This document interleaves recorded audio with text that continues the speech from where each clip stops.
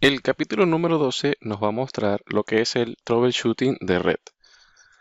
Aquí voy a advertir un poco que mucha de la información que aquí aparece ciertamente es como las herramientas mínimas e indispensables para iniciar un proceso de troubleshooting. Pero sin embargo, siempre he de resaltar que acá lo más importante es la experiencia.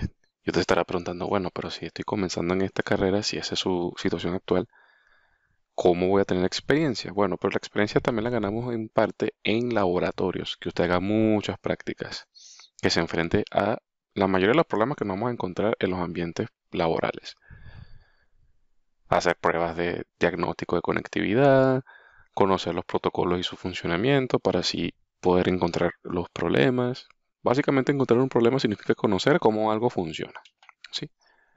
Así que de ahí derivaría su experiencia en primera instancia. Y ya luego, bueno, simplemente tener contacto más que a diario con la infraestructura de red.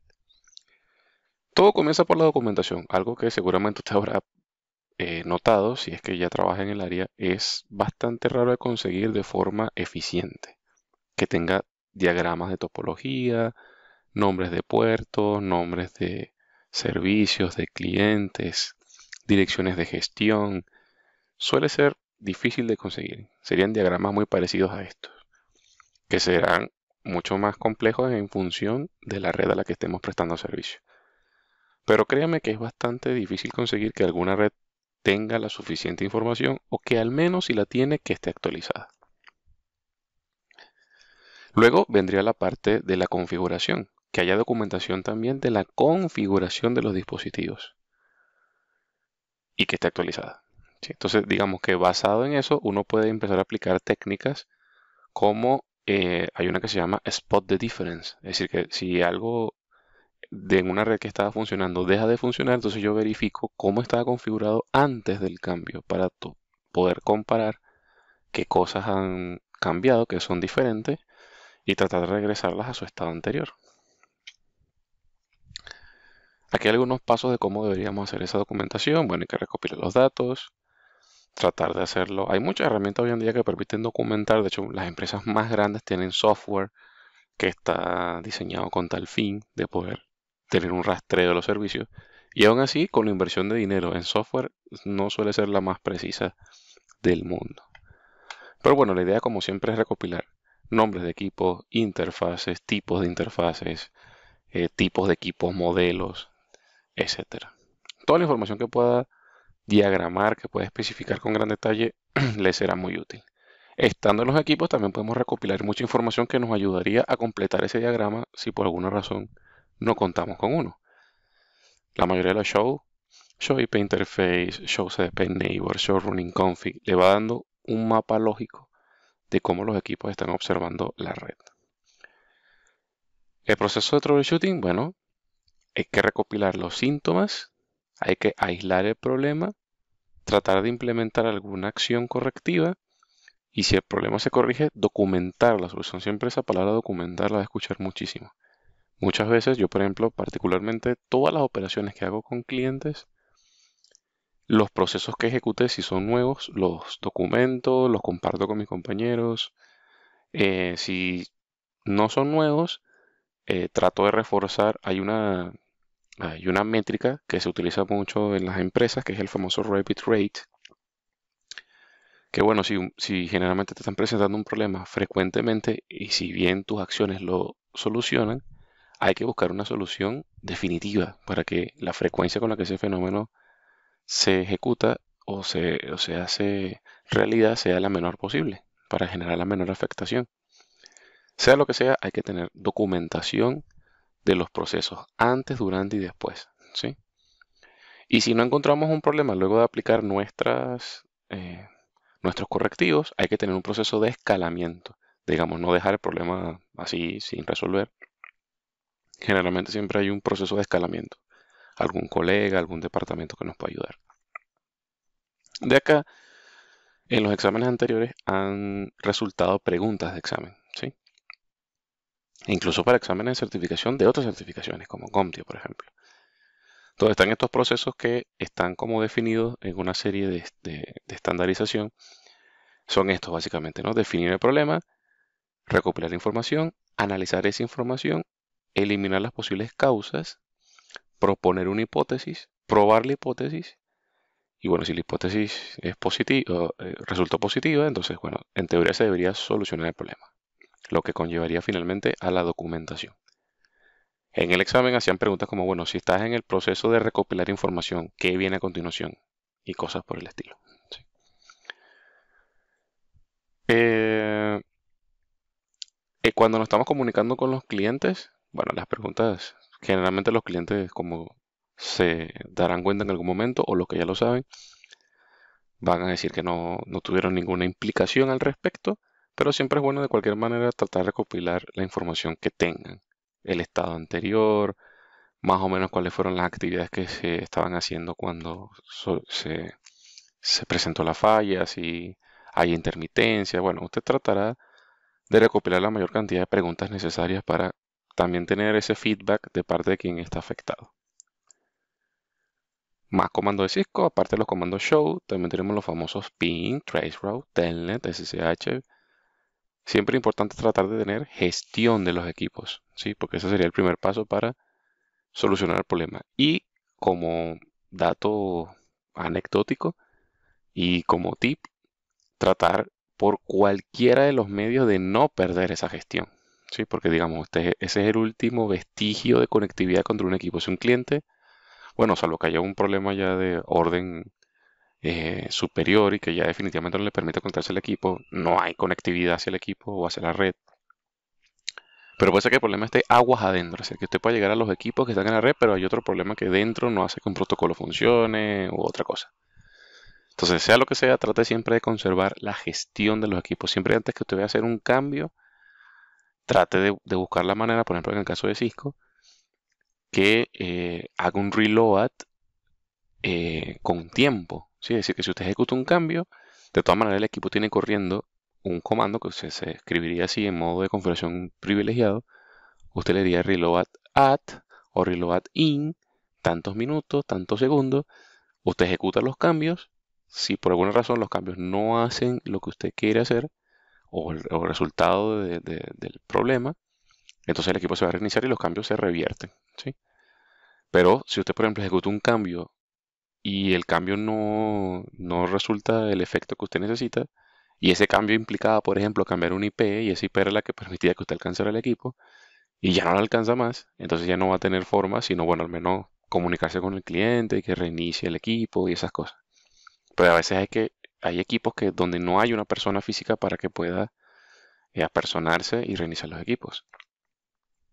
Y eso ocasionaría más retrasos. Entonces, como tip, sea las pruebas que usted vaya a hacer, sea los procedimientos que usted vaya a ejecutar, siempre trate de no perder la gestión. Pasará, siempre pasa, pero bueno, trate que sea la menor cantidad de veces. A mí particularmente me ha pasado un par de veces perder gestión de equipos y tener que recurrir a terceros para recuperar la gestión. Eh, Recordar que también podemos solucionar problemas basados en el modelo OSI, es decir, que siempre que se presenta un problema podemos evaluar el problema en función de las capas, ¿no? Si es un problema de una aplicación, si es un problema de red, es un problema físico. Y entonces podemos ir abordando esta estrategia como lo plantea esta lámina. Cómo ir desde las capas superiores a las inferiores, de las inferiores a las superiores. Esta que dice aquí, divide y conquistarás. ¿Sí? Bueno, comenzamos por la mitad del modelo, más o menos por la capa 3. Seguir la ruta, ¿sí? Ir siguiendo la ruta. Luego esto que está substitution, bueno, cambiar interfaces, ¿por qué no? Suele ser, aparentemente eso no está en ningún manual como definitivamente una solución, pero a veces pasa. Una interfaz que no levanta, entonces un módulo, uno, bueno, apaga el equipo o reinicia el equipo, extrae las interfaces, las vuelve a colocar y eso soluciona los problemas. A veces es un falso contacto que está por allí, porque también los equipos tienen que someterse a mantenimiento físico que muchas empresas no lo hacen de forma periódica o a simple razón esotérica de que cuando un equipo se reinicia o se vuelven a reinsertar sus módulos, hace que reviva el dispositivo. ¿Sí? Eh, Esto de la comparación, uno que les mencioné hace rato, comparar una configuración que funciona versus una configuración que no funciona. Suele ser también muy práctico a la hora de resolver problemas. Si usted tiene dos servicios, un servicio funciona y otro no, compare qué cosas tienen en común, busque qué comandos están en uno que no están en otro, características similares que falten y así usted también puede encontrar fallas. ¿Sí? Recuerde que estos son como guías, pero no son guías definitivas, ¿sí?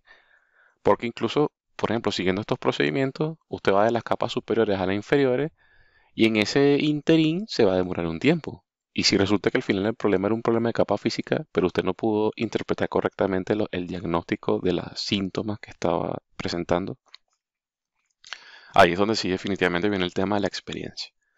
Usted al final lo importante es que tome algún tipo de plan, como decían mis profesores de ajedrez, tenga un plan, porque al menos eso es diferente a no tener uno. Y después trate de seguir ese plan hasta el final. Y luego si ya después funcionó o no funcionó, usted hará los ajustes.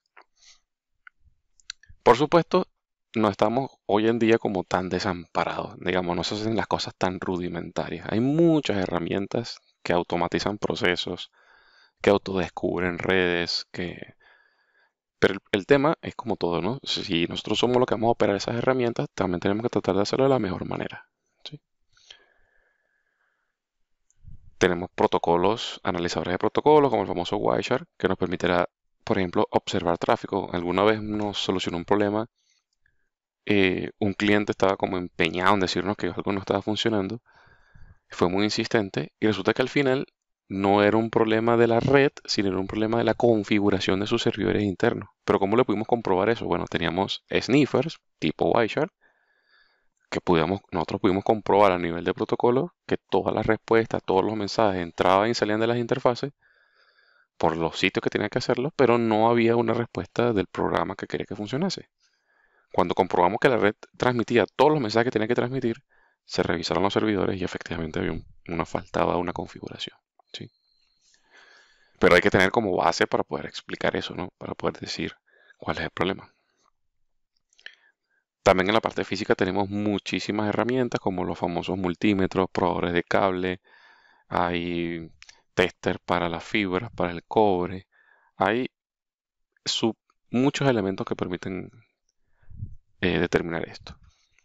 Los mismos equipos nos dan mensajes, ya vimos el tema de Syslog, el mismo equipo tenemos herramientas de diagnóstico, esto también es súper útil, me ha resuelto cientos de casos en la vida cotidiana, sesiones de BGP, por ejemplo, que el cliente, como son remotas, usted está en un extremo, usted no está viendo al cliente físicamente, no está frente al otro equipo, y bueno, no se levantan las sesiones. Entonces, bueno, le pide al cliente que le mande un log de su equipo, también evalúa su log, y en su log usted puede ver ahí, se van a ver los mensajes directamente, que está fallando, por ejemplo, el número de sistema autónomo, está en una red diferente, y cosas como esta que, como el protocolo funciona precisamente con estos ítems, se intercambian este tipo de información y usted conoce que esa información va por los protocolos y usted está viendo en el log que el protocolo no está cumpliendo con sus fases tradicionales, eso le va a permitir encontrar una solución. A veces no es tan claro, a veces está como en códigos propios del log del equipo, que tendrá que buscar en el manual del equipo, pero bueno, siempre hay un punto de partida, ¿no? Los logs de los equipos. Bueno, aquí hay algunos síntomas comunes, como que, bueno, haya pérdida de conectividad, que haya congestión, mucha utilización de CPU, fallas de cable, ruido, atenuación, bueno, falla y hay muchísimos, ¿sí? Y cómo, digamos, no hay una solución directa para cada tipo de falla, pero sí ciertamente nos va a orientar, dependiendo del síntoma, es algo así como que usted tenga fiebre y tome una pastilla para la digestión, ¿sí? Bueno, entender correctamente el síntoma le va a permitir tomar más o menos las herramientas que le permitirían llegar a la solución del problema. No siempre todas son infalibles, pero como les digo, esto también es una combinación de experiencia, de ir conociendo la red y hablar mucho con su equipo de trabajo.